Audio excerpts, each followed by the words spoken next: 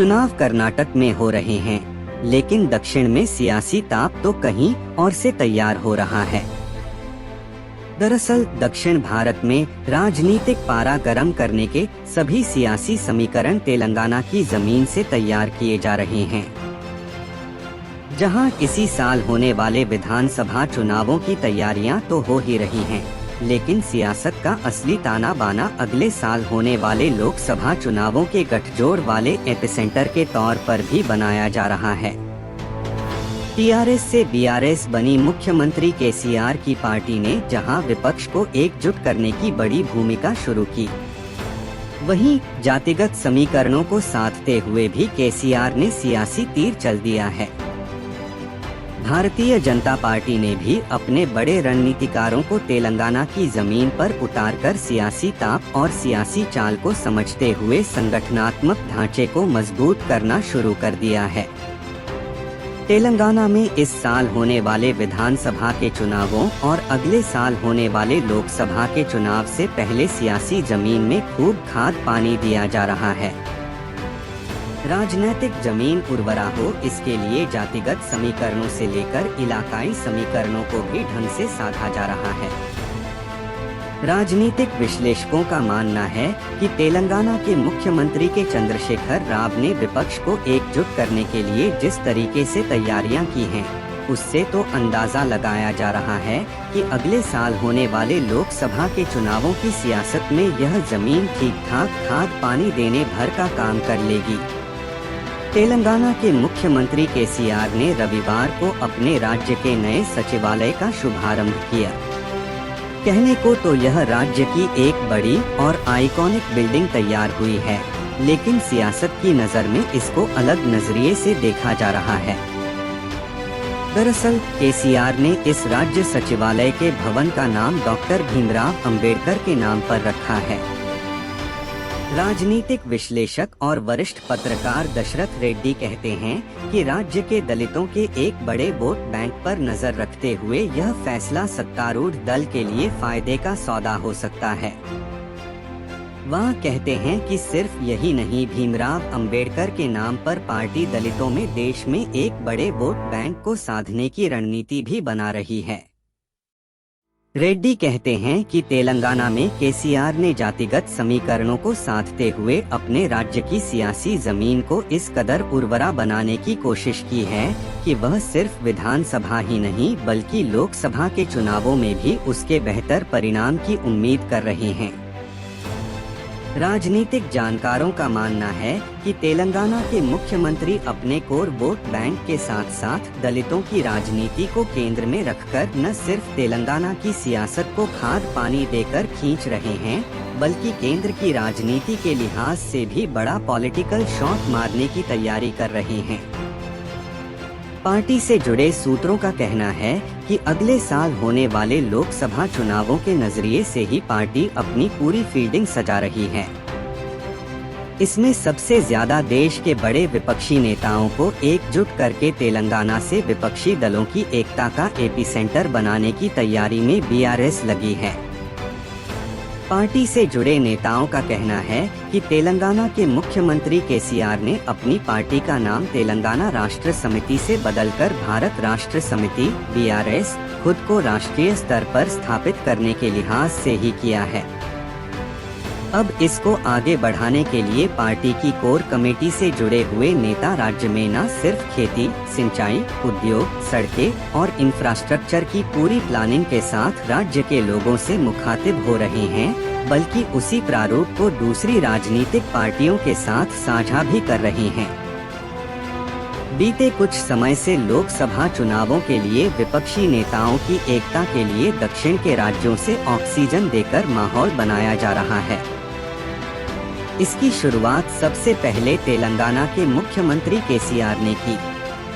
इसी साल जनवरी में तेलंगाना के मुख्यमंत्री केसीआर ने देश के प्रमुख विपक्षी नेताओं को एक कार्यक्रम में आमंत्रित किया,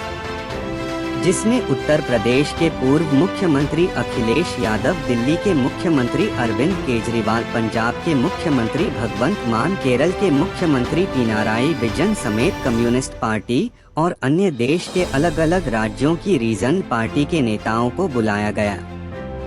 बीआरएस पार्टी से जुड़े एक वरिष्ठ नेता बताते हैं कि विपक्षियों को एकजुट करने के लिए भले जनवरी में तेलंगाना की जमीन को चुना गया, लेकिन पार्टी ने तो कई साल पहले ही सबको एक साथ लेकर चलने की योजना बना ली थी। पार्टी से जुड़े उक्त वरिष्ठ नेता का कहना है कि इस पूरे अभियान में मुख्यमंत्री की बेटी कविता की भूमिका भी महत्वपूर्ण हो जाती है, क्योंकि पार्टी ने कविता को देश के अलग अलग राज्यों की पार्टियों और नेताओं के साथ समन्वय कर सबको एक साथ जोड़ने की मुहिम में लगाया है। राजनीतिक विश्लेषकों का मानना है कि चुनाव तो कर्नाटक में इस समय हो रहे हैं, लेकिन कर्नाटक के चुनावों का असर देश की राजनीति को इसलिए बहुत प्रभावित नहीं करने वाला है, क्योंकि जो सियासी ताना बाना तेलंगाना से बुना जा रहा है वह कर्नाटक से नहीं चल रहा है। राजनीतिक विश्लेषक और वरिष्ठ पत्रकार बीबी सिंह कहते हैं कि दरअसल कर्नाटक में जिन दो बड़ी भाजपा और कांग्रेस पार्टियों के बीच में लड़ाई हो रही है, उनका पहले से ही मुकाबला होता आया है, लेकिन तेलंगाना में स्थिति बिल्कुल विपरीत है। बीबी सिंह कहते हैं कि यहाँ पर भारतीय जनता पार्टी की सीधी लड़ाई बीआरएस से है, और बीआरएस वह पार्टी है जो देश के सभी प्रमुख बड़े विपक्षी राजनीतिक दलों को एक मंच पर लाने की तैयारी कर रही है। बीबी सिंह कहते हैं कि यही वजह है कि जो सियासी पारा तेलंगाना की जमीन से गर्म हो रहा है, उसका असर देश की राजनीति पर खास तौर से विपक्षी दलों को एकजुट करने के लिहाज से सबसे ज्यादा पड़ सकता है।